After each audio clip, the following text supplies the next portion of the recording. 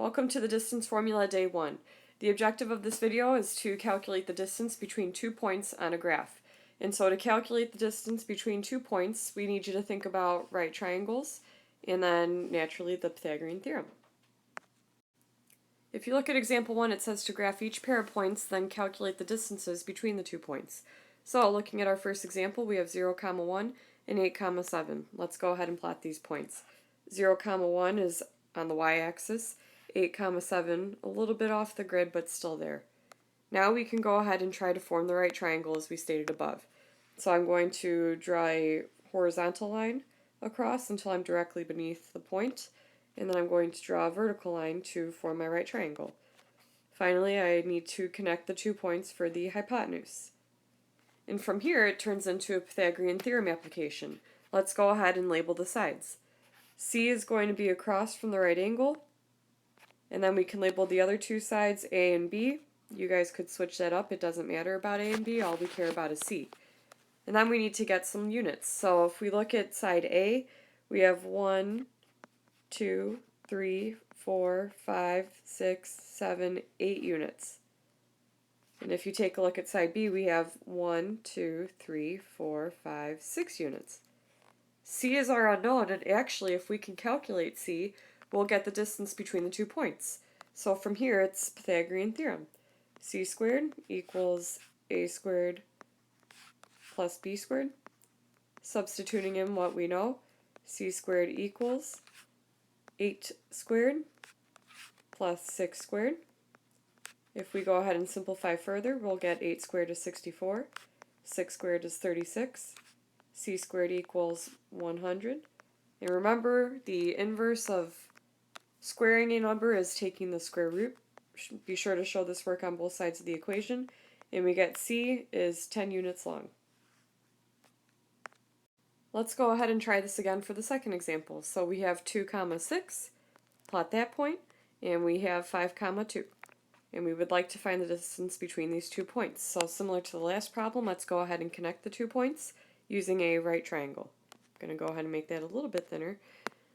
If we form that vertical segment and we form that horizontal segment and then connect to the 2 points in the diagonal, we have formed a right triangle where C again is our unknown. We can label A perhaps as our green side, B is the red side, and then count the units on the side length. So we have 1, 2, 3 units for A, and we have 1, 2, 3, and 4 units for B. And so setting up the Pythagorean theorem again, C squared equals, we have A squared in green plus B squared in red. Substituting in the values that we know, C squared equals 3 squared plus 4 squared. 3 squared is 9 plus 16. C squared equals 25. And then to finish solving that equation, the opposite of taking the square of a number is taking the square root, and we get C equals exactly 5 units. Go ahead and try the last example on your own, and then we'll make a connection to the distance formula. If you plotted your points correctly at -2, 3, and 6, 1, you found that this right triangle had legs of 2 and 8, and using the Pythagorean theorem, if you approximate it to the nearest tenth, we get about 8.2. What's the relationship then between the given coordinates and the lengths of the sides? Well, if we want to look at the horizontal legs first, that corresponds with our green sides. And those green sides correspond to the x values. So if we take a look at the x values in the ordered pairs, think about how do we use 0 and 8 in example A to get 8. And you might say 0 plus 8 equals 8 or 8 minus 0 equals 8. Take a look at example B. How do you use 2 and 5 to get 3? In that one, it's clear to see that 5 minus 2 is 3. And in the last one, if you take a look at -2 and 6, again, you can repeat the subtraction and see that 6 minus a -2 is the 8 that becomes the leg of that right triangle. And so when we are looking at the horizontal leg, we can think about subtracting the x values of the given coordinates. Similarly, if you take a look at the vertical legs, that corresponds to the y coordinates, vertical, y to the sky. And so if you take a look at the y coordinates, 1 and 7, you can subtract to get 6. 6 and 2, in the second example, you can subtract to get 4. and 3 and 1 you can subtract and see that you get 2.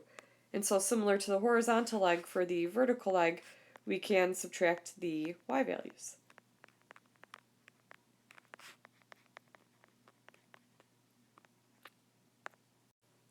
It was simple enough to graph the sets of ordered pairs we were given in the examples to figure out the distances between the sets of points. However, what if the points are so far apart that it's not practical to plot them? This is where understanding the horizontal leg is the difference in x values and the vertical leg is the difference in y values will help. So given any 2 points where we have x1, y1 is the first ordered pair and x2, y2 is the second ordered pair, we start with the Pythagorean theorem that we set up on the examples, but instead of a for the horizontal leg, we sub in the difference in the x values. And instead of b for the vertical leg, we substitute in the difference in the y values. It's in the next value that will complete the final step to deriving the distance formula.